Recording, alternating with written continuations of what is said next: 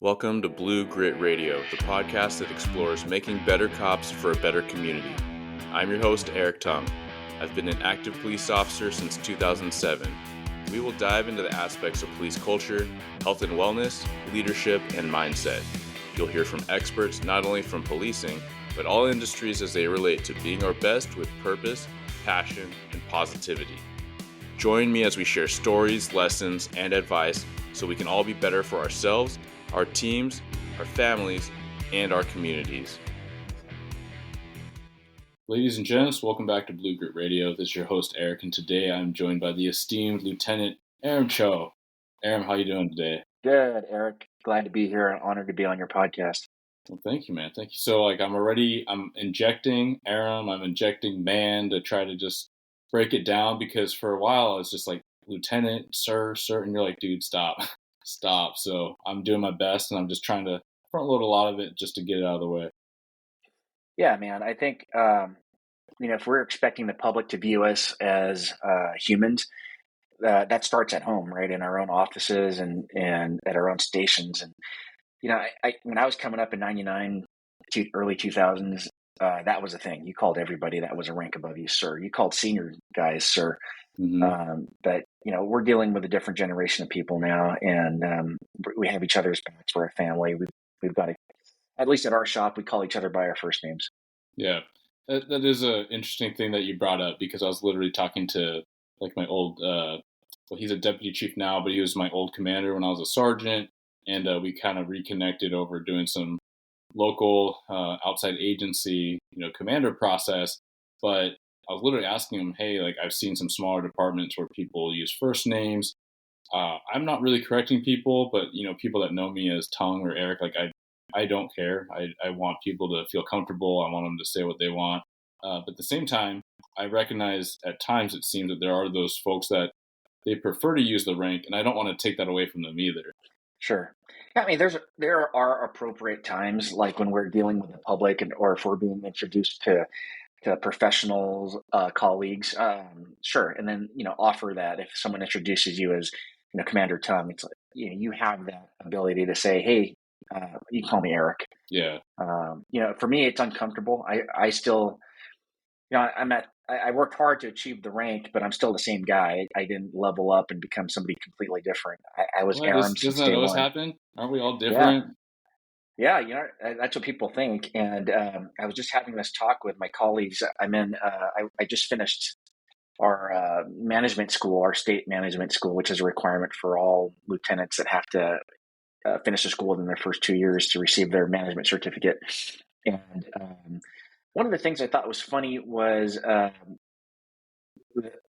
for me personally, I was away from the field for a few years. I was in detectives, and during those few years, we hired a ton of young people. And of course, they get sent to weekend graves or the weekend shift, and I don't get to see them. So when I came out after my promotion, I think they were feeling me out. They didn't know what to expect. And traditionally, our lieutenants were really seasoned guys. I mean, they had the salt and pepper hair, the big brushy mustaches, and they just looked intimidating. And I'm not that guy by any means. I don't have any hair, as a matter of fact. And don't have a mean mustache either. Yeah, no, I tried back in November. That didn't go so well. But and at our agency, lieutenants aren't required to go. Watch commanders aren't required to go to briefing, but I go. And for a little while, I was like, man, this team is really quiet. And the sergeant told me, hey, it's because you're in the room. So I try to get everybody to speak. We'll debrief the previous shift, or we'll watch some training videos. And I think that started to get the conversation going. And I think people knew I was approachable. And that's what I kind of want to influence other lieutenants to do, at least at my agency. But yeah, the rank itself is intimidating. I get it. I used to be there as a new guy, but at the end of the day, we're all on the same team. We just play different roles. Yeah, I love that. I say the same exact thing. I was like, hey, we're all trying to do this thing. We're all part of the same mission, but we have different seats at the table, right? We have, by virtue of our jobs, we have a different angle in which to look at this thing. It's not necessarily that I know better. I just know different. And then if we take that consideration and we take the line level officer or line level detective that is closest to the problem and we blend somewhere in the middle, then we're probably going to have a really holistic take on this and well-rounded and remove a lot of our blind spots in that approach. Yeah, absolutely. And that's a little humility talking too. I mean, you do have to be aware that they do look at you as someone that's got, years of experience on them, and you achieved a level that they haven't achieved yet. And that affords you opportunities to be exposed to things that they haven't been exposed to. So yeah, I'm cognizant that that I've got to speak on, I don't want to say speak down to their level, but at their level, language that they understand, and not speak in terminology that may be foreign to them. And that also includes keeping them informed. At our rank, we're inherently exposed to more information. We're in staff meetings, they're not. We have lunch with the higher ups, they don't. So we acquire more information than they do. So it's up to us to get them informed. And a lot of lieutenants don't. They hold the cards, right? They feel like that information is power.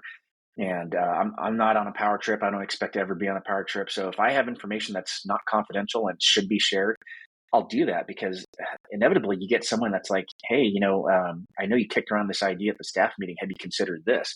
And oftentimes it comes from the line and staff that don't have those opportunities to speak up. And we need to involve more of those people into our problem solving efforts. And a lot of these guys come from different backgrounds, military, the business world, a different profession, and they offer solutions that we don't think of. So, yeah, I love that. And just that notion of transparency, right? Like, we're in this age where the public expects, demands, deserves transparency to some level. And it makes so much sense when you're talking about trust, which we already hit on a couple angles of that. But trust in the agency, like, how can you expect to connect over communication if you're not having the communication?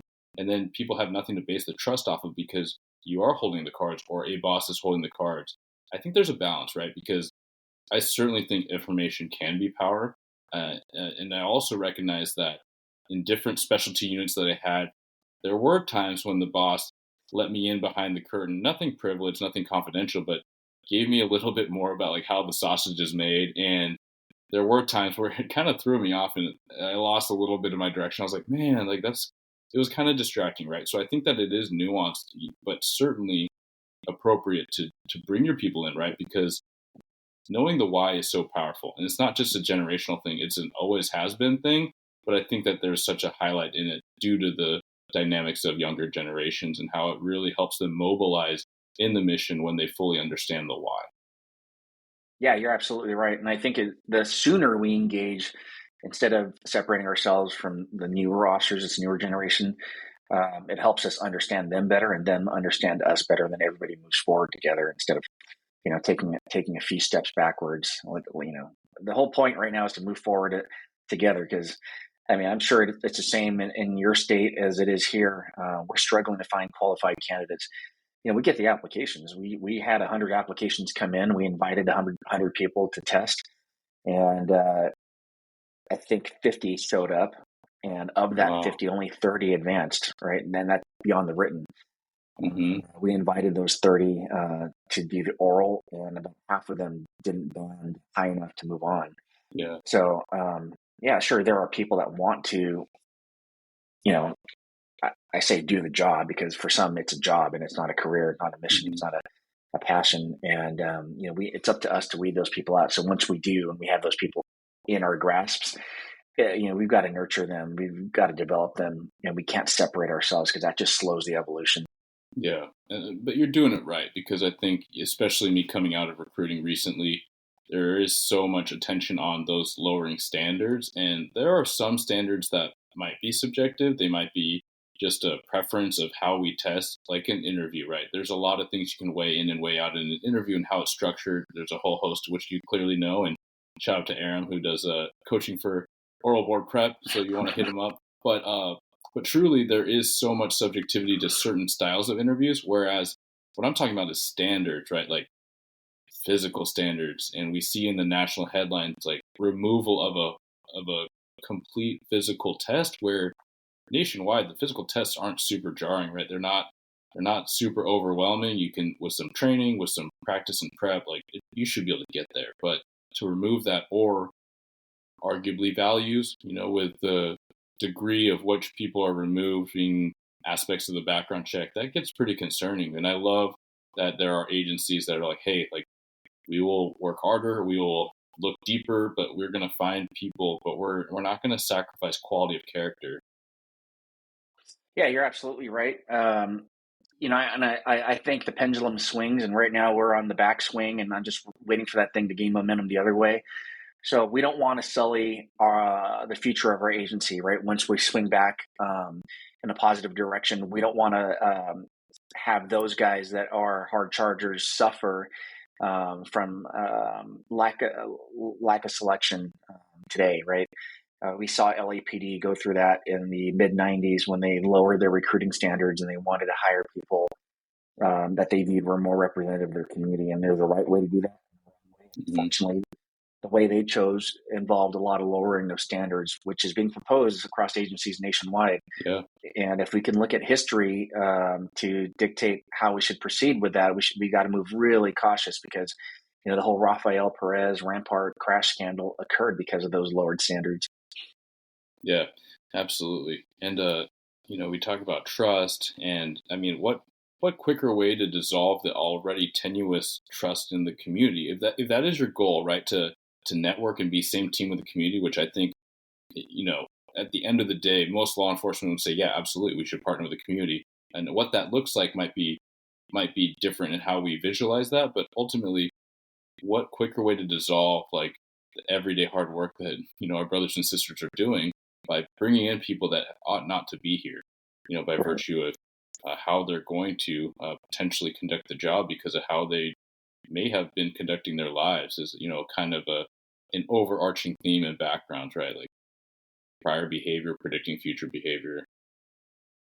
Yeah, I mean, there's no quicker way, if I can use a sports analogy, to disrupt the clubhouse by bringing in someone that shouldn't be there. The people that make it and if I'm comparing and making another sports analogy, and let's just say baseball, the people that make it to the major leagues, they've made it to the pinnacle of their career, of their profession. And if you parallel that with law enforcement, it's the same thing. We're not private security. We're not security guards.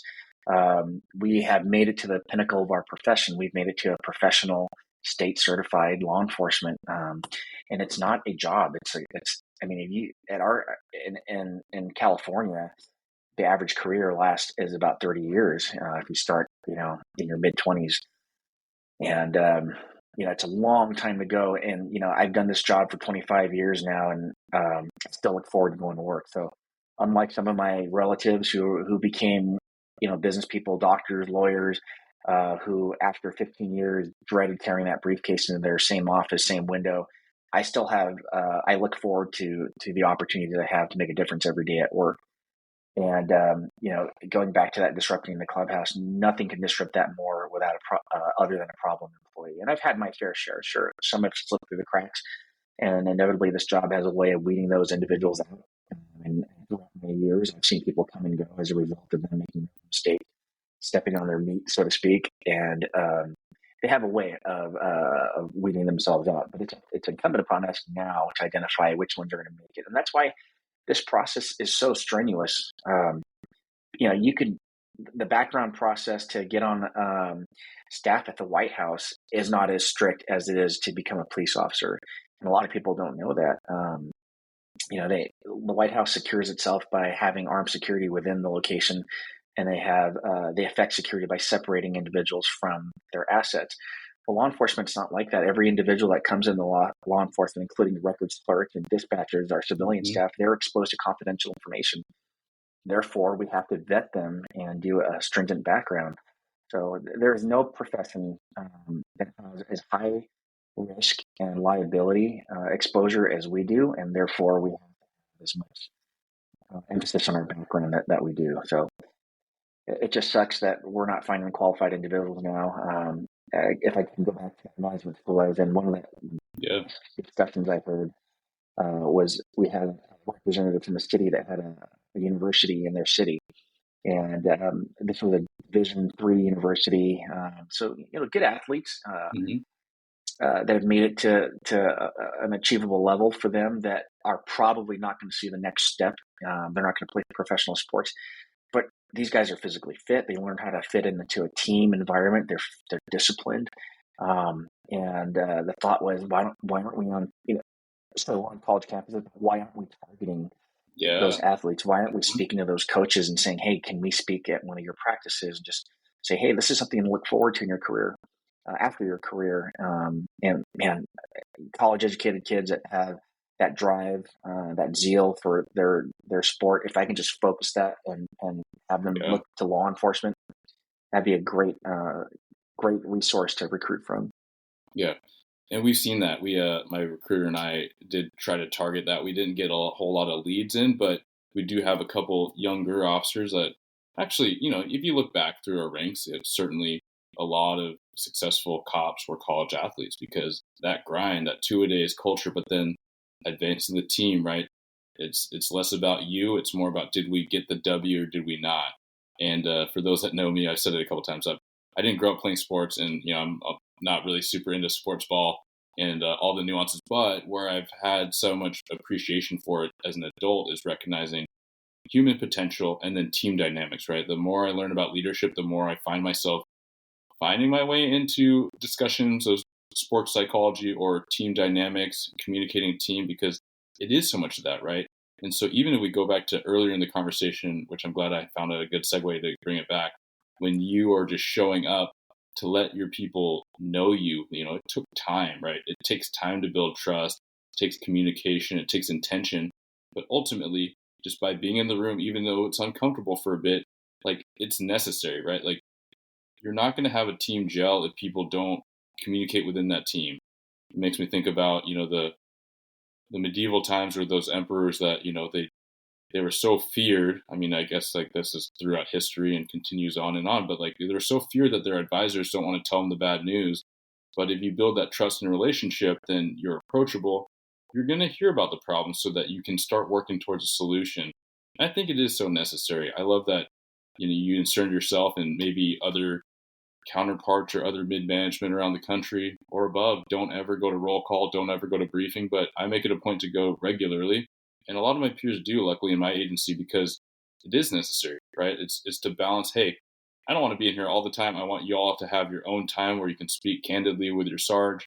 But I want to be here so if questions come up, we can have discussion. And we just had one last week where there's a lot of confusion and some pretty polarizing opinions, but by being in the room, not just going through email, like I could actually have the conversation of where we arrived or how we arrived here and some of the different considerations that, although you're not going to get everyone to agree on something, but they can at least hear where management's coming from or what have you. Yeah, a lot of times they just want someone there to listen. They want to voice their opinions, and if you're that person from that level that's willing to receive that information and take it up to the next level, the job's done. They're happy with that because they're like, whatever happens after that happens. I was able to voice what I wanted to voice, and that's what I like about being there. And then just injecting my experience. I do a lot of YouTube video sharing inside the briefings. And I don't mean to take them over from the sergeants by any means. I'll ask them and say, hey, do you have anything for briefing? And if they say, hey, other than assigning beats, I really don't have a lot today. And they appreciate that I can fill in those next 20 minutes in their briefing. Yeah. Otherwise, it's just them, cracking jokes with each other, which is fine. I'm all for breaking bread and coming out with a good attitude out of briefing. But sometimes there's opportunities to learn. At my agency, it's the only time most of us will get together throughout our shift all together without it being a critical incident, right? Yeah. So take those opportunities to show videos and teach and learn. And it's amazing. A lot of people discount the experience you carry. I don't care what rank you are, but after you've got a certain amount of time under your belt, these are experiences that are second nature to you. So, we do tabletop discussions, and I know that's kind of a technical term that managers use, but I break it down like, hey, let's just say we have this critical incident going down now. What is your role? You're the handling officer. What do you do? And a lot of times, I haven't even thought about that. They okay, well, what do you do? What's the first thing you want to do? You want to contain the situation. You're right. They know the information. It's up to good leaders to extract that information. And if they can get desensitized to it and get inoculated to the practice of the tabletop exercise, when it does happen out in the street, which it will, they'll be better prepared for that. Yeah, absolutely. And there's even that degree of where I'm curious, with you coming into that situation, when you start breaking that down, when you start explaining and debriefing and after actioning these incidents and having these hypotheticals play out, do you see a lessening of the tension where they're like, oh yeah, LT, he's kind of right where we are as far as like process and all that? Yeah. It goes back to expectations. When you start a new shift deployment, at least at my agency, sergeants give their new personnel their expectations for that deployment. Lieutenants don't. Lieutenants keep their mouth shut. The thing is, the lieutenants do have an expectation, right? I mean, who's shutting down the pursuits? Who's coordinating the critical incidents? Who's running the command post? And the lieutenants do have an expectation. And when those troops don't know what your expectations are, it does create that tension because they don't know.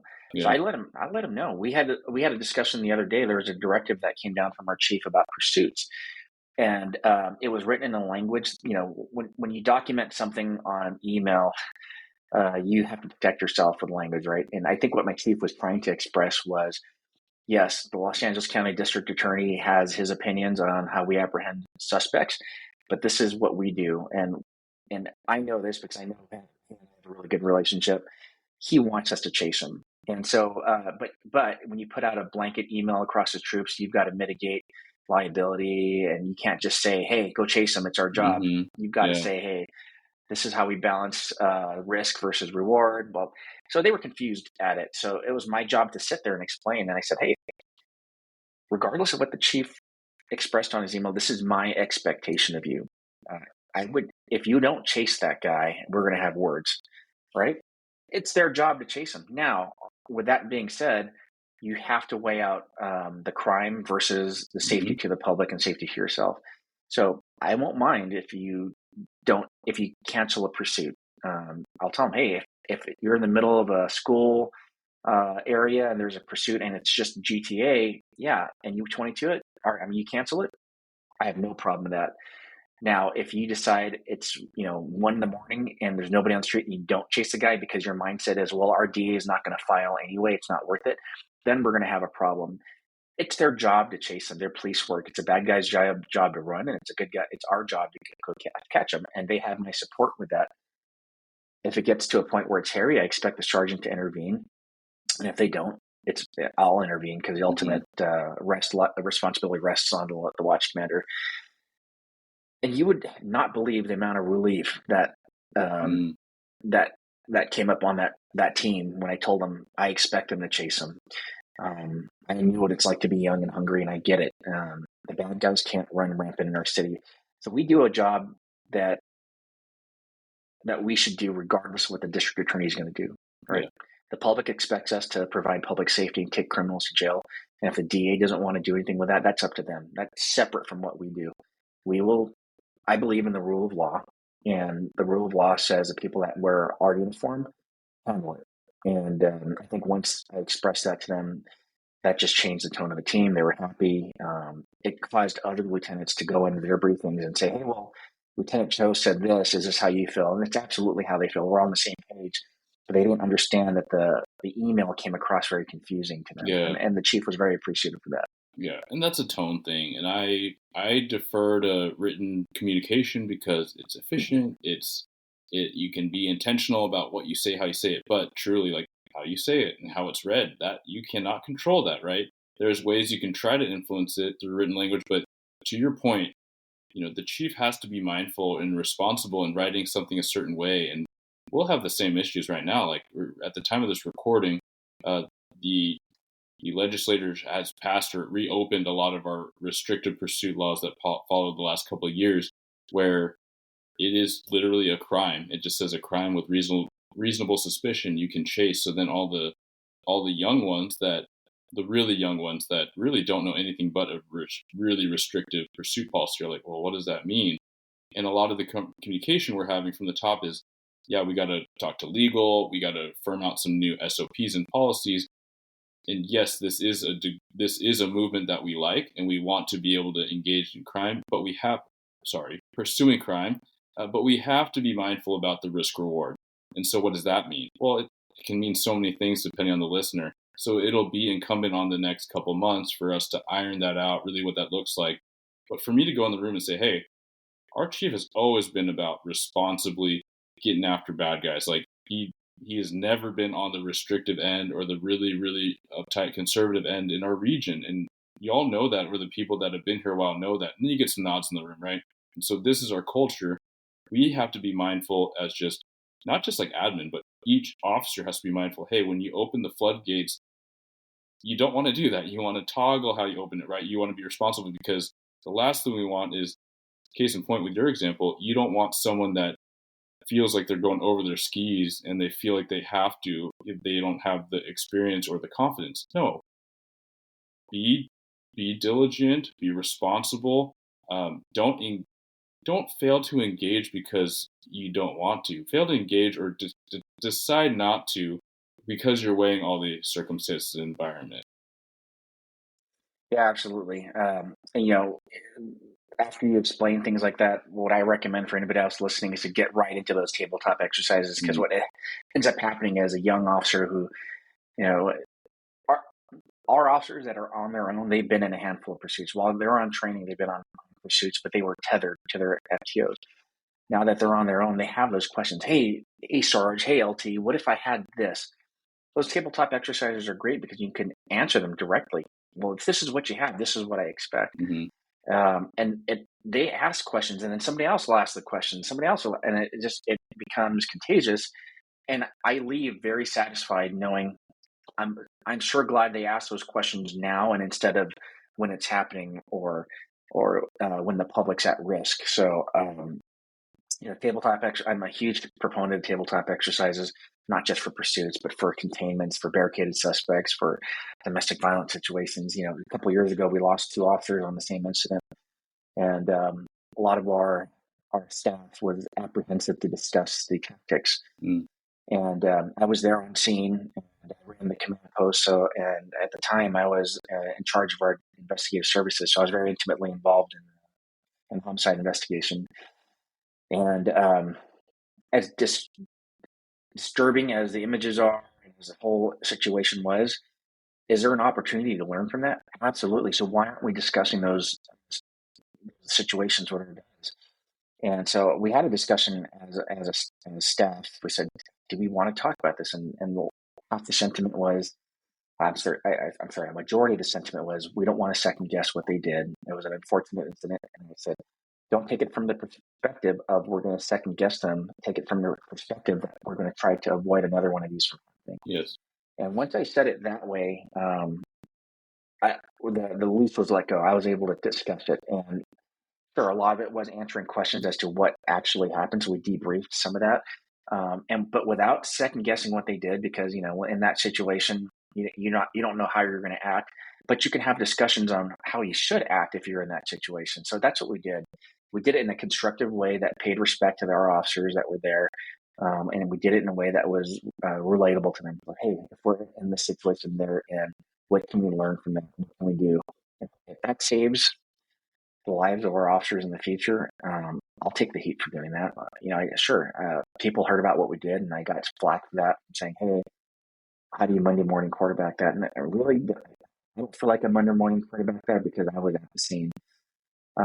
And I've had intimate information that I didn't want to hold all the cards to. And it was information I felt was vital for officers to know. And without getting too much into it, officers responded to a domestic at a motel room, and they got sucked into the room. They shot them, or he shot the officers. And the thing is, looking at it now, it's like, what can we have done to prevent it getting sucked in the room in the first place? It was a one way entrance exit point in that hotel. And I just asked the guys, I said, what would you have done? Now that we know what we know. Yeah, he would have been barricaded at that point. We locked down the situation, secured it, and called in the big guns. We know that now. Yeah. And they know it. Yeah. And I think that regardless of how a specific agency moves forward with a situation, you have to have those discussions. And it is, as you said, like, there's a mindful, respectful way to do it. But let's just break it down a little bit. If that happened 2 states over and no one knows any of them personally, like, you got to believe that there's extreme value in watching that body cam or reading the after action and looking and making sure that we don't do this same thing, right? I think that it's well socialized at times when we see a situation unfold poorly. Unfortunately, a lot of officers will recognize, like, hey, if that's me on that call one day, I want people to learn from it. I want people to be safer, better. Like, that's the point of doing debriefs. Even if they're our own people, we need to be comfortable doing them when there's no tragedy, right? If you do an arrest and we recognize some tactical errors, and luckily no one's hurt, we still got the guy in custody. We need to break that down, right? And a lot of highly proficient teams are really good at admitting mistakes, at sharing mistakes. This is something I have been recently listening about. Some of the most healthy organizational cultures, they are very quick to share their mistakes so that they can keep failing forward, if you would, right? Like, they pick themselves quickly. They're super resilient. And I'm not at all trying to say it's not hard, especially when you lose those in your own team. But it's not to say that we should just back off of that and not regard it. I think that there is a way that we can pay homage to those we lost and do our best to make sure that we're doing everything we can just so it doesn't replicate. Yeah, and kudos to the agencies that do own up to their mistakes and fail forward, because that's how progress happens. At our agency, one of the big mistakes that we made was rely on state mandated training hours. And I know I've never worked the training office, so I can't imagine being a training officer at an agency our size and as busy as we are. It's a big task. And I thought to myself one day, well, what's preventing me from implementing things and helping? So one of the things we did, we failed with our use of force training. We do, 4 or 8 hours every 2 years, versatile skills, use of force training, which to me is mind-boggling. And I thought about this one day. We do quarterly quarterly quals at my agency. We shoot every quarter. I thought to myself, how many shootings are we getting into compared to hand-to-hand use of force? Mm-hmm. And if you look at the numbers, it's staggering. It's like 100 to 1, or I'm throwing out a number, but it's maybe even more than that.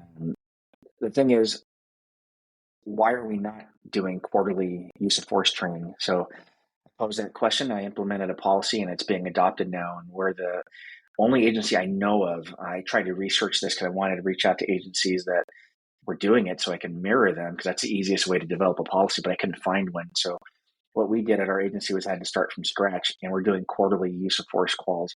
And this occurs on duty. It can occur at briefing. It doesn't have to be a physical thing, even though oftentimes it is. It can just be debriefing a video or discussing a policy. But just to give you an example of what we do, throughout the shift, an officer has to qualify. They'll call dispatch and say, hey, I'll be out of the hat so I can do my 15-minute qualification.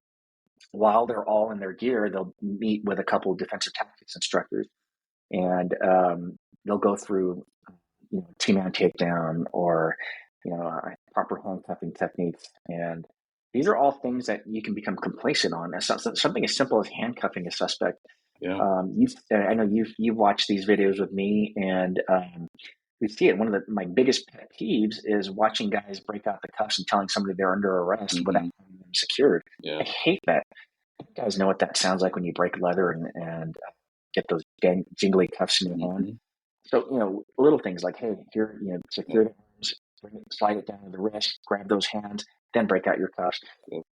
We do that. It's a reminder that isn't occurring once every 2 years. We're doing things like that quarterly, and it just makes sense. So I think from our failure, we developed this moving forward now, and hopefully it influences other agencies around us. And I think it's getting a little momentum with our neighboring agencies. So if that's the one thing I've done at my agency before I leave, I'm happy with that.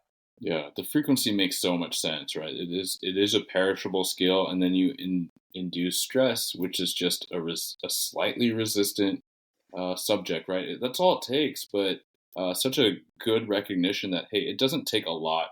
It doesn't take like blocking out someone's whole day. We introduce something like that where it's kind of like a briefing training. So a couple times here and there, hey, roll call, Sarge will go over the couple quick things, right, for pass on, and then it's, we break out the mats, and it is things like you described, right? It's just, high-low takedowns and multiple officer tactics, arrest tactics, how you can deal with a subject that's all turtled up with their hands under them. Like simple things that people, once they see it again, they run through it a couple times, like, okay, cool, yeah, I am more familiar with this. But you as a BJJ practitioner, like you see the value of just repetition and being able to bring that into police culture. I think that is something that we need to normalize and keep pushing the pace on that. Yeah, and there's an evolution happening right now, a revolution maybe is more appropriate in defensive tactics and groups. At my agency, we had 6 defensive tactics instructors, including the sergeant. And I said that just wasn't enough. We can't cover an entire department. And then the majority of the instructors on the team had background in striking, whether it was boxing or Krav Maga. And we're trying to get away from that. Throwing a punch to somebody's arms to soften them so they let go of their arms underneath them. That's effective, but optically it looks horrible. Whereas jiu-jitsu doesn't. It takes a much simpler approach. We use joint manipulation to get somebody's arm behind them, and optically it looks great. And I might be biased because I've been doing jiu-jitsu for a number of years, but I found it necessary to balance the type of training that we did. So one of the things I did was talk to our chief and said, hey, we need to double the amount of personnel that we have.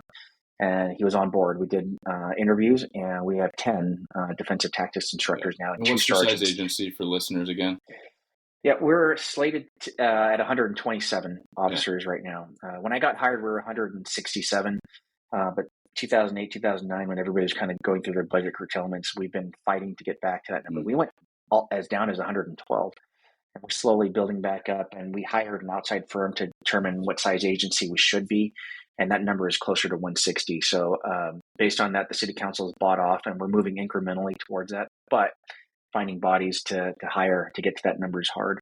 And just to give listeners an idea of how big El Monte is, there's 88 cities in LA County, and we are the 9th largest out of those 88 cities, and we're situated 12 miles east of downtown Los Angeles. So and we're only 10 square miles. So we're densely populated, strategically in a volatile area. A lot of people consider our area Los Angeles, but Los Angeles, the city itself, is massive, and the suburbs around it, we're just a suburb of Los Angeles. So we're very busy. And we actually tell people when they get sworn in on Monday, we're swearing in a new officer, and the speech that their families hear, their spouses, their parents or siblings, what they hear isn't like what you would hear at a normal agent or any other agency. At most agencies, you hear, oh, they endured 20 weeks in the academy, and they did this curriculum, and they got to this point. What we tell them, we start with, thank you for being here to listen to this, because what we're about to tell you is that they're going to work hard. You may not see them for the next few months, and when you do see them, it's in passing. And if you don't agree with what they signed up to do, then there are other agencies down the road that are a lot easier to work at than here. Here you'll be working hard. And we tell them that because we don't want to give them a false expectation that it's, the graduation ceremony is beautiful. They go to a nice dinner afterwards, but this is where the real work happens now. They think all that hard stuff is done in the academy. The hard stuff is just beginning, and we want to really impress upon the families, especially the spouses, that this is what's going to occur.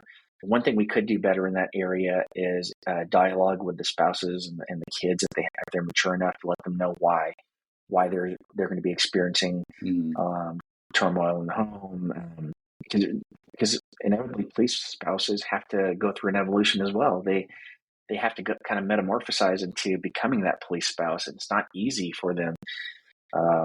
So yeah, it's just one of those things we could do better. Now that we're verbalizing out loud, I'm jotting notes down here so we can actually implement that. But discussions like these are great, especially with peers from other agencies, because it's exciting to hear how other people do it. Yeah, I love that. And I guess to cap off that note, I love the acknowledgement of the family, and having some of those upfront conversations, I think, is where we could have a lot of opportunity to grow. I think that even for agencies that are doing a better job with wellness, and I just met with a local psychologist that works with local PDs and connecting with her and kind of reviewing my playbook of what my agency is doing. And I was really trying to meet with her so I could get ideas of where to grow and what my weaknesses were, or where our blind spots were, or whether I was perceiving them correctly. But she's just like, man, you guys are doing great. I was like, I don't want to hear that. But no, she's like, no. You guys are doing really good with wellness and the different procedures and practices and how socialized our peer support and how robust that program is and peer fitness, these things. But no, I was like, we need to keep these conversations going and expand in these things. But I do think that family is one that I've recognized with a lot of our peers, across cities or states, is that people have ideas, but how we reach the families is sometimes tough, and sometimes it's very nuanced depending on the culture of your organization. Yeah, and people have to realize it's sustained support from our families. I know our families are there. I was a cop before I married my wife, but I had my parents supporting me throughout the academy and my first couple of years as a cop. And then when I got married, shortly after I was married, I wanted a lateral to another agency, and I did, and I had to sustain patrol training at that agency. And then when I tested for detective, my spouse was there. And every promotion beyond that, you invest a lot of time into studying and preparation for that. And your spouse has to be there. We had before I promoted to sergeant, we had 4 kids. Mm. My wife was holding it down, so I had a quiet place to study. While I was working, I had to concentrate on work, but when I had downtime, of course, I'd break the books out at home. And then on top of that, she was there to listen to me, prepare for my oral interviews and stuff. Yeah. So we have to have that support system. And if you think it's over after the academy or after patrol training, you're mistaken. You need that sustained support throughout your entire career. And here I am. I'll be 47 here in a couple of weeks, and I'm a lieutenant, but I feel like I still have a couple more promotions in me. And you better believe that I'll be leaning heavily on some kids to allow me to break away from family time and study. Yeah, no, it's such a thing. It's like you definitely need that, and it's a make or break for a lot of folks. And like we see that play out in negative ways, right? When the job is hard enough, and then you add in that dynamic, or you can even flip the script where you're like, and maintaining a healthy, happy family is hard enough, and then you add the pressure cooker of law enforcement or first responder work. Like either way you look at it, yeah, we have to recognize this huge need for investment in supporting our family structure, in our spousal relationships, in our kids, right? Because that's a pressure point in itself for so many law enforcement or first responder families. Yeah, I mean, and the investments there for my career will be a 30-year career, but when it's all said and done, the investment's worth it because I feel like at the end of, at least in California, our pension is really good. I can't speak to other states, but I feel like I won the lottery because I'll get paid 90% of my highest paid year until the day I die. That's And if huge. I happen, I didn't know. I was going to ask, and then you just said it. But man, that's huge.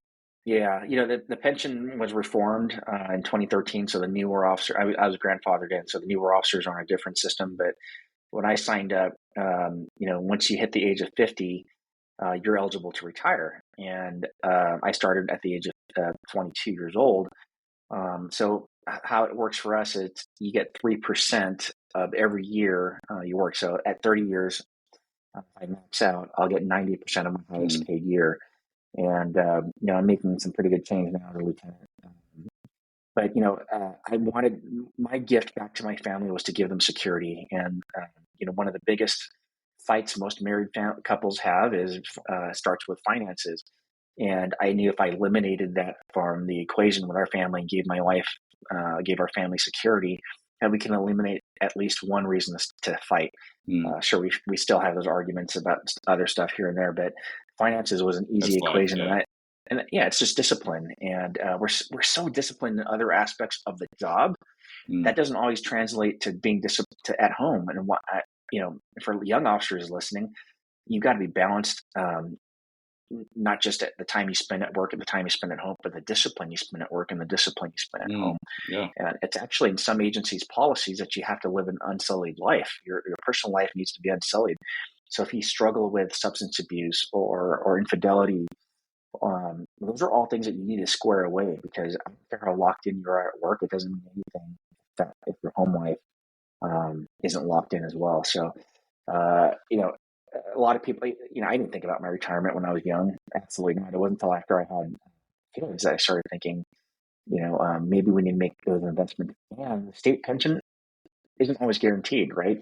States can go bankrupt. States can, their pension systems can dissolve. So you got to do other things. I tell young officers, yeah, put money in deferred comp, but you want to diversify. Put that money into real estate also. Don't put your eggs in one basket. Yeah. And you hear these guys, oh yeah, I just max out deferred comp everywhere. Well, that's great, but what are you doing beyond that? I own 4 properties. I collect rental income, and I have 4 kids. So the idea behind that is when I die or when my wife and I leave this world, we can leave at least one house to the kids each. And that's a personal accomplishment for me that I feel very satisfied in. That's very And cool. that's all from being a cop. This job, people give us a lot of crap nationally for being a cop and doing this job, especially in California, let alone LA County. But I got to tell you, we're still leading the way. I feel like in terms of this profession, we still get into a lot of crap. And it hasn't changed. Criminals haven't changed. Criminals from LA are weaker than any other part of the country. Just Certainly because not. we have Yeah. a weaker. It's we still deal with the same gangsters that existed back then.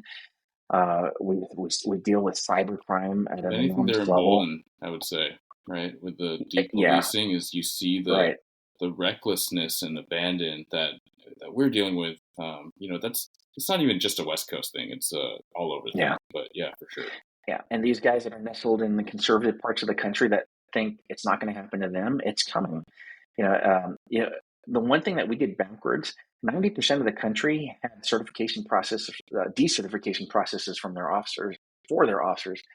California didn't. We were the last state to implement a decertification process when that just occurred in 2022.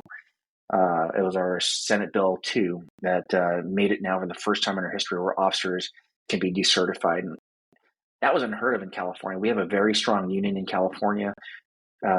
We have Peace Officers Bill of Rights, which I think only 6 states in the country have that. So there are a lot of incentives to be here, and the pay. I recently advertised our agency starting pay for recruiting officers on my Instagram page, and I got a lot of crap. We get that in Texas. But the thing is, we do a very conservative advertisement because once they come in and say, "Hey, this is the base pay," they don't know about. We don't advertise the roll-ups that they get. So our pay does not. I mean, I don't care if you're the highest paid agency in Texas, you're not going to come close to what our entry levels are making. But we can't advertise that. It's going to piss off our citizens, and it's a best kept secret in law enforcement working in California, in my opinion. It obviously depends on which agency you work for. Some agencies are harder. The pension's good in Washington. Like the simplistic version is we get 2% a year. So I'm looking at 60% of the average of consecutive 5 years, right? So you could like just pour it on for 1 year and like grind it, but no, like for 5 years. So very different.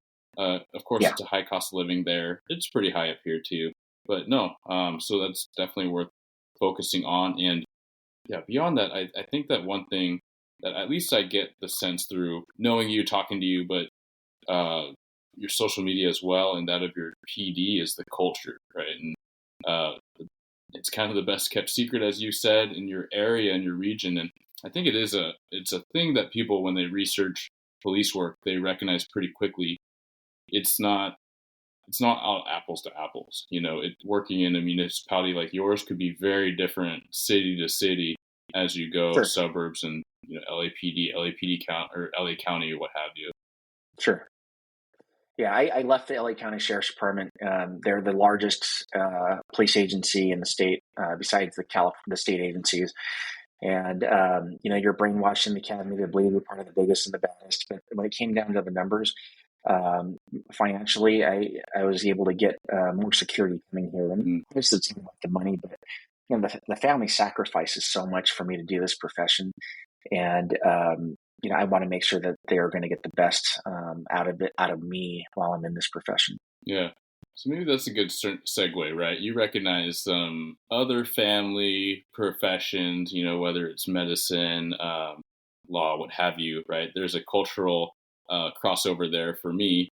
You being Korean American, correct? Mm-hmm. And myself being Chinese American. But yeah, it's not the most common to see Asian Americans in policing. in our generation, and it's starting to climb a little bit, but it's still pretty low. And I think that a lot of that is cultural. So I know about your family's background with military service. Do you think that was like the prevailing reason why you got into law enforcement? Kind of in an indirect way. My entire life, I thought I was going to go into the Army. My grandfather was a career investigator in the CID in the Army, Criminal Investigation Detachment. And then my dad and both his brothers were Army. So as you can imagine, my dad lived a very structured, disciplined life, and that translated in a watered down version to me. He wasn't as strict with me as my grandfather was to his boys. But yeah, I was compared to my friends. Absolutely. Yeah. I mean, my dad was the hammer, and but that I needed it. I was a troublemaker growing up. I was, and I thought I was innocent, but looking back, I caused a lot of heartache on my. It's not fun for your parents to get called by the cops saying that they're detaining their son, and that's happened to me a few times. Wow. And the thing is, I was an only child and trying to find my way. And sometimes I think in an overly disciplined, kids tend to rebel, and I did. That was what I was going through. It was a period of rebellion. But it wasn't uncommon for kids my age back then at 17. I'm not 17, at 18, to live on their own, and that's all I wanted to do. I was that kid on my 16th birthday. I got my driver's license because I wanted that independence. And when I turned 18, I was going to Cal State Los Angeles. I had 2 part-time jobs and I had an apartment. And my rent between me and my roommate was $800. So you could do it. Kids today absolutely can. There are people that are starting in this profession in police work, making a good salary, living at home still. It's hard. I don't care what state you're in. I don't care if you're in Boise, Idaho. You're starting. Oh, it's expensive there. Yeah. Yeah, thanks to Californians, right? Right. Well, I can't. Right. To blame the Californians, but I can't even afford Californians have to blame Californians because the house I'm in, if I wanted to buy it today, I can't afford it. Yeah. It's just inflation. It's just the rate of growth everywhere. And if you look at housing prices anywhere in the country, you can't tell me that the prices remain the same in 7-year increments, year after increment after increment. It just it's growing. And look at cars. Yeah, cars don't cost any more. Toyota Corolla does not cost any less being in Oklahoma than it does in California. It's the same cost. Yeah. So it's just inflation. Everything catches up. Banks get their money. But yeah, so I went to college because my parents and my grandparents said, if you're going to go Army, you're not going to be enlisted. You're going to be commissioned as an officer. So I went to college to get my degree. So my life would be a little easier in the military. But my junior year, I was walking through the quad trying to get some Chick-fil-A. Sheriff's Department recruiter stopped me and they said, "Hey, what do you plan on doing in college?" I said, "This is where I was going to go." And he was an Army guy. He was an Army reservist.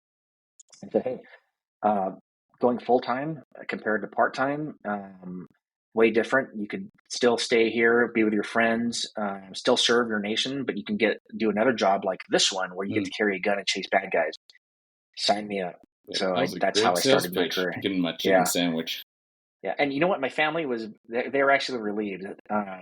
Both my grandparents and my dad and both his brothers were in during a time of conflict. So they didn't want that for me, and I get it. They all lost friends and family. My dad suffered from survivor's remorse, and eventually in 2012 took his own life due to other mental health issues. So who knows? That could have been me. Because I would have definitely been in during the Iraqi conflict, or I may not be here. But I believe in providence. God took me in a direction this way. I have a beautiful family. I love my life. And if you would have asked me if I saw myself sitting in the situation I'm in now 20 years ago, 25 years ago, I would have said, "You're crazy." I live a great life. Yeah, I love that. And I appreciate everything you share, a lot of what you share through your social media and your personal adversities. And I appreciate that for many reasons, because I recognize the power in that when you say something, and even if it's about your family, you share a lot of your family, and that's uncommon in law enforcement, right? And that is something I want to talk about as well. And just, it's uncommon to be on social media to the degrees that we are, and you're pretty big, so you have a lot of following in that. And so first off, I do want to take a moment to say thanks, because that is a lot of what helps me and my confidence and trying to adopt what you may recognize as like an abundance mindset. I think that we're really good at finding a fixed mindset, especially in law enforcement, because we are so cognizant of risk and contingencies and these things. But I I appreciate how you can recognize in your station of life how grateful you are, which is something that I try to practice so much. And similarly, like I've recently talked to my wife pretty frequently that we have a life much better than I would have expected for the majority of my life. Like I thought I'd have a pretty good life, but I feel like I have a great life, and I feel super fortunate and blessed to have that. So I just wanted to take a moment to say thank you for putting out that positive energy in what you do. Yeah, yeah. In a way, I want to motivate others to achieve higher than they're capable of. I'm not a scholarly guy. In high school, I barely graduated, and here I am. I'm a professor at a major university here Yeah, in yeah. California. I've learned how to speak intelligently, whereas before I used to speak in slang quite a bit, and I sounded like a hoodlum. And that just changed because of my job capabilities. I was recognized early as being comfortable in front of the camera and on radio and speaking to reporters. I was a piano for 20 years, Mm, and I learned I had to speak with credibility. So it's not like I was trying to change who I was as a person, but I recognized while I wear this uniform, if I speak in a certain pattern, it exudes credibility, and it just sort of adopted its way and became how I speak now. And professionally, it's expected. And I recognize that with the influence I have on social media now, there's an expectation of me to assist with giving a more professional image to this profession. When I first started, my goal was to bring humor to people and show that we were human beings, and a lot of mhm. that came through humor. But I evolved from that as I saw that I had opportunities to promote. I wanted to be more legitimate. I wanted to be viewed as having not just a good character, but I wanted to be competent and I wanted to have credibility. And those are the three C's that I base a lot of what I do professionally on: character, competence, and credibility. Character, if I could break it down, I know we're running out of time here, but just real quick for your No, listeners, I think absolutely. you can benefit a lot from this. Characters develop through who we are, right? Whether it's our adversity or influences from our parents, it's our paradigm. Competence comes from experience. It comes from the exposure that we've had in different units of the job. Um, and then credibility, that's just a combination of your character and your competence. So those three things I think are significant in exhibiting who you are. I think it tells a tale. I think a lot of people look at me and say, that guy was raised right. He had decent parents.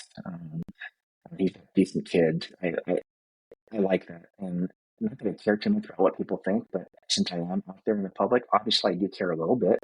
I want to know that people follow me because they want to, instead of following because they want to make fun of me or laugh at me or see what folly I followed in. So yeah, the following I have is great. It's giving me opportunities to do things I've never done before and would have never expected to do before in my life. I was lucky enough to have you as a guest on First Responders Network Yeah, I appreciate you on the bringing me in show. on that. That was fun. Yeah, that was cool. Unfortunately, the network ended, but to have 6 episodes on my own show was great.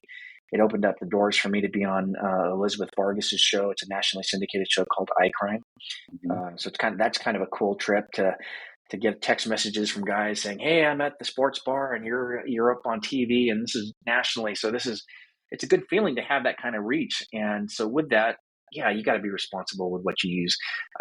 Yeah, I don't want to make fun of, speak ill of anybody, but there are some influencers out there that have millions of followers and they just don't know how to handle that. And of course they do Sure. stupid things and people follow them because they want to see what stupid thing they're going to do next. Hmm. I don't want to be that guy. And, I just want to do things as long as it's still a benefit to my family. And obviously I generate a little bit of money from doing the things that I do. And when that dries up and it's no longer beneficial for my family, then I'm not going to do those things. But while the well is full, I'm going to keep doing it, and it's fun. And you mentioned that the Asian American thing in this profession. You're absolutely right. There's not a lot of Asian Americans in this profession, and and there's not a lot of Asian Americans that elevated to the ranks that we have. and it's happening more and more. I think, you know, put a lot of pressure on ourselves, and it might be a cultural thing, but I think we do put a lot of pressure on ourselves that in whatever profession we're in, we're going to excel and try to be the best at it. And I'm a climber. I'm not shy about saying that. People say it's a negative thing. Why wouldn't you want to be the best in your profession? To me, I want to achieve. I want to get to the top if I can, and not because of personal things like, I want the money. I want the money. Actually, once you get to my level, the responsibility, the job responsibility that you have doesn't outweigh the pay. I'm sorry. It doesn't really make the pay gain that you get worth it. But what does make it worth it is the scope of influence you have. And I have a tremendous amount of influence, not just at my agency, but because of my reach with other professionals. And that's where I want that credibility. I want that satisfaction in knowing I did my absolute best to get to a point where I can remove obstacles for people at my shop, but give people ways to remove obstacles at their respective departments as well. Yeah, I definitely see that, and I feel that, and I feel, I was raised, as I shared, with a strong, I suppose, forced embrace of academia, and getting good grades. Like I was that kid, and I was really obedient. And so when these traditional paths were presented to me, and for much of my young life, like I was avidly pursuing them. But, the soul search and all that in college, when I decided to go towards public service, there was a part of me that, I was just a hard worker at that point, and I saw the value in it. But there was a part of me that I kind of wanted to be, your quintessential, boots on the ground, respected beat cop. And I almost pushed it back, against pressure from above, below, and from my wife, right, saying like, hey, you should pursue this thing that people are tapping you about. And I was like, well, what if I just work another dog? And it wasn't until she said, well, I'll support you in whatever you want to do. And that's what she said, but she didn't mean it. Because when I actually started down the road of getting my packet ready and getting ready for sergeant's assessment, and I kind of started having cold feet, and I was like, well, what if I actually just try to work a second dog? It's not really common in my agency, but maybe I could put my name in. She's just like, you're out of your damn mind. Like, you've already, been in a shooting and all these things. Like, no, let's stop trying to deny like where you should be. And I think that was a little bit of, lack of confidence or imposter syndrome, or trying to chase this archetype or something. But I love that you said, and essentially by saying it, you're normalizing and supporting others to recognize that in themselves. But no, you're not ashamed of being a climber. You're not ashamed of having ambition and wanting to help from a higher level of more influence. I try every chance I can to solicit that kind of thing out of younger officers, even if they're brand new. When they say, oh yeah, I just want to get comfortable with the street, I'm like, cool, that's not a goal, because I expect that. I expect that as like a prerequisite. Like, you're gonna be capable as a patrol officer. I want to hear how you're gonna push yourself. Like, what kind of patrol officer are you gonna be, so you're setting up for fill in the blank? And I want to know what that blank is. And so usually, when you press them a little bit and warm it up, they're like, oh yeah, I'd love to be a detective and maybe a sergeant. I'm like, cool. So I'm going to start seeing some leadership qualities in you. And, you try to support that. And I try to praise that publicly when people say that they'd like to be a sergeant, because I think that's a super noble role, right? To take on that responsibility, because it's stressful and it's not easy. But yeah, so rewarding when you get to mentor people like that. Yeah, it's easy to be comfortable. I mean, it's hard. It's harder to promote. It's hard to promote. It's just not. It's not an easy venture to take on. It's a lot of study, and in some cases, it's going back to school so you can meet the requisites to test for that role. But the thing is, somebody has to do it. And I found myself in a situation where when I was in patrol, I tested for detective and I got it early in my career, and I did really well at it. And then when I came out to patrol, I was shoulder tapped to be a corporal. And I was like, oh, you know what? It's not for me. I want to enjoy patrol. I want to be one of the guys. And why would I want that additional responsibility for a 10% raise? And then I started paying attention to the role itself. I was like, you know what? This guy is a slug. He's holding those stripes, and he has influence, and he has rank, but he's a slug. I can do the job so much better. And the thing is, you know what? Instead of verbalizing it, put your money where your mouth is and do it. Put up or shut up. So I did. I said, you know what? I'm going to test for corporal. And I got it. And then inevitably, I would beat out some people, and people came to the chief's office, and I'll never forget the story the chief ended up telling me. The chief was actually my co-host on my podcast. Her father, Kristen's father, Tom Armstrong, and he called me to say, "Hey, Aram, I want you to know I made you a corporal." I'm like, I also want you to know I feel really solid in this choice because between the time I made the announcement, I was camping at the time, so I didn't get to see the public announcement at work. Between the time the announcement went out and from the time I called you, I want to know I had a couple people come to my office and ask me, why him and not me? And my answer to them was because Aram would never come into my office and ask that question that you just did. So that gave me a lot of, get me a lot of satisfaction. And, once I knew that the real work was going to happen once I got the job. Everybody was looking to find an opportunity for me to fail. I worked my butt off and went back to detectives as a corporal. And wouldn't you know it, the sergeant that was in there went on leave. And so I had to be the acting sergeant in there for almost a year. And it was sink or swim at that point. And I went back in there and I did really well, came back out to patrol and sold a tap for sergeant. And I was like, no, sergeant's not good. I want to enjoy being a corporal on patrol for a little bit. And I look at some of these slug sergeants. I've been fortunate to have good sergeants, but I've also been fortunate to recognize we have some slugs out there. We had some slugs out there. I was like, you know what? This guy's making 20% more than I'm making, yet he's getting all the credit for the hard work we put in. So yeah, I'll put in for it. Made sergeant, and same thing. Next level up. I said, these lieutenants, man, they're getting. Lieutenants make a lot. It's the highest jump at our agency. Make a lot more money, and I'm like, why are they making so much more money when I could be doing the same thing and I meet the requisites? And so I put in for it and I got it. So it was one of those things where I've had different instances in my career where I was like, not only did I have a desire to level up, but I also felt like when I leveled up, I could do a much better job than those guys did. Yeah. I love that account for a couple of reasons. One is that it shows how you can flip that chip on your shoulder into a force for good, right? And you can silence the haters in some regard. And also, I love how it's a decently, there's different reasons. Sure, you get pay and you get influence and you get to challenge yourself, but it is partially altruistic when you see who else might promote or you see who's carrying the mantle and you see how they're not showing up in the ways that you would like to or that your people deserve, and then you put your name in the hat because you're like, I could do better. I think there's so much power in that. It's not uncommon for people to test because they're like, well, I could be that medium boss or that first line, or I could work for these people that are testing, and I want to work for 1 out of 5 of them. So here I go. And a lot of times the right people get selected for those spots. Sticky for me, decently sticky, but yeah, promoting, it's cool. You go to salary, but you lose that overtime, at least for my position. So it was a decent pay cut. But at the same time, one could argue that all that overtime would not be great, in the long term for family and the other things that are important.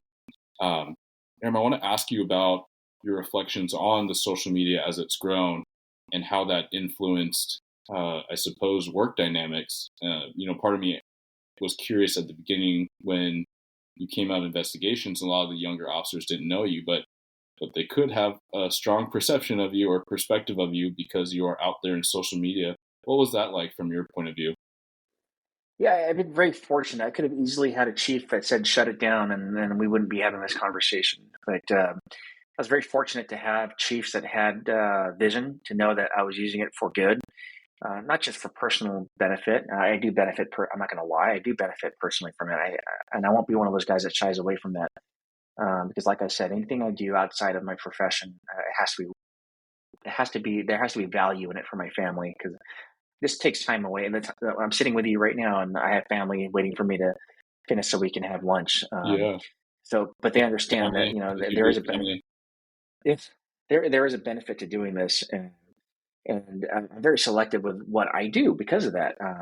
And because I had a discernment for how selective I wanted to be, I think it made my superiors confident in knowing that I wasn't going to embarrass the department. I think if anybody's listening that wants to pursue this endeavor on social media, that they need to make a priority a couple things. Number one, make it worth it to your family. Number two, don't do anything that's going to be an embarrassment to your profession. your department and to yourself. The internet lives forever. Whatever you do on the internet is in there forever. So, you might have aspirations to run for sheriff or run for Congress or run for mayor in your town. You don't want the person running against you to say, well, this guy's out there on social media, let's research. And they'll pay firms to research your social media just to find the one mistake that you made. So it takes not just an intelligent person, but an emotionally intelligent person that has high emotional intelligence, not just high IQ, but high EQ. Because it's so easy to respond to the haters and say, because you will get them. Anytime anybody that throws themselves out there, no matter how great you are, it's so easy to go in there and talk. You don't want to do that. You want to take you want to be a superior EQ person and remove that quotient from it, and just be there. You know what? And one of the fun things I learned is your loyal supporters will win that argument for you. They'll engage in that argument for you. So I just sit back and I watch the comments.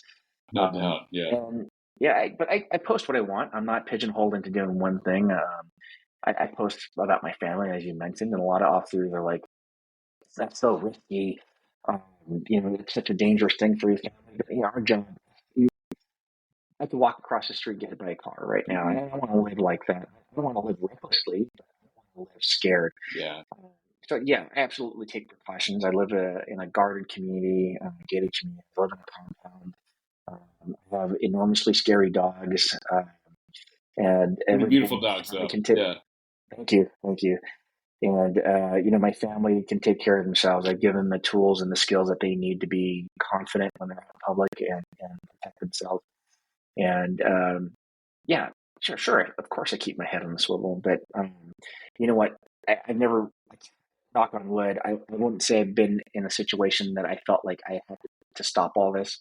But if that day does come, I have no problem stopping, pulling the plug on all of this. More often than not, though, a lot of positive things happen. My family and I, we go to Disneyland quite a bit. I don't know what it is about Disneyland, but we get recognized there a lot. So it's cool to be in line and say, hey, 911 strong, I follow you, and can I take a picture? I'm like, why are we doing it? And I resisted the term social media influencer for so long. If we're going to be honest with ourselves, that's what we are. We're on social media and we're influencing others. So I've accepted that term now. That's not who I am, but yeah, I do. That is a part of what I do. Fun stuff. I wouldn't say it's for everybody, but for guys that are willing to throw themselves out there, such as yourselves, it's definitely rewarding. And I know you started later than I did, but I have a feeling that you're going to blow up way more than I am. Even look at your age compared to mine, and we're at the same level. I think you've got that appeal about you. So, I look forward to seeing how you grow in the social media world. Well, I really appreciate that. And you've been certainly a mentor and then now a peer. So I'll embrace the peership. But yeah, I utmost respect for you and how you do it. But truly, influencer has such a negative connotation, but you are doing that. And you are putting out this positive light, which is a lot of what I glean from, right? What inspires me to put out content that's helpful. You're out there crushing your burpees and it's inspiring. A lot of cops are like, man, I have no excuse to, I have feet and I got hands and I got, 6 square feet that I can do this. Like, okay, let's do it. And just these little simple things. And then also to speak on police relations, police history, tactics, safety, like all these things are just so helpful. So, man, I really appreciate having you in my circle, in my network. And for the listeners, certainly, you're such a resource to them through this conversation, but then everything else that you've been doing. Yeah, I'm totally not unreachable too. I love helping others. I get messages all the time. I can't get to them all, but I do try to sift through the ones that I think I can lend some immediate help to. And people reach out to me, and that's how I started my consulting business. So many people say, hey, I'm about to get into my oral. Can you offer me some advice? And it started to, all right, hey, well, let's jump on a Zoom call or a video chat. Let's see how we're doing here. And I ask them a simple question that we know is going to be expected. Tell me about yourself and what you've done to prepare for this position or why you want to be in this position. Yeah. And you'd be surprised how many people haven't prepared for that. And I was like, wow. So I said, it may be, what's the word I'm looking for? It may be just natural thing for us to assume that question is going to be asked. But for a lot of people, it isn't. So I'm like, you know what? I want to put myself out there. I put myself out there January 15th, advertising that I'm offering a service. And within a week, I had 30 appointments scheduled. And it's been a good little bit of coin that's come in. So it's been worth it to my family, but it's been so rewarding getting those phone calls afterwards from guys that have done their oral and say they killed it, or the one that said, "Oh, I got hired, thank you." So yeah, that's fulfilling for sure. Yeah, I love that. And there's a couple things I want to break down. I love that before we wrap. But one is that you're putting out this information that's certainly helpful for so many first responders, for so many people that want to come to the job. It's a lot of my prerogative, and it's at scale, right? So anyone can dial in. So like dating myself, but anyone can look at your profile. I'll look at mine, listen to this conversation, and get so much benefit. But truly, in Super Dave Leith, I don't know if you're familiar, Heroes Academy, but he's a coach for a lot of law enforcement, and he puts it plainly. But he's like, those that pay attention, and I found that to be true to a degree, right? There's a lot of people that I've given free advice to, whether they take it or not. Who's to say, right? A lot of times I've seen in my own circles, people don't regard it, but then they hire a personal trainer, and then they'll be super excited about all the things that they're doing. Yeah. I'm like, cool, like we had this conversation before, but good on you.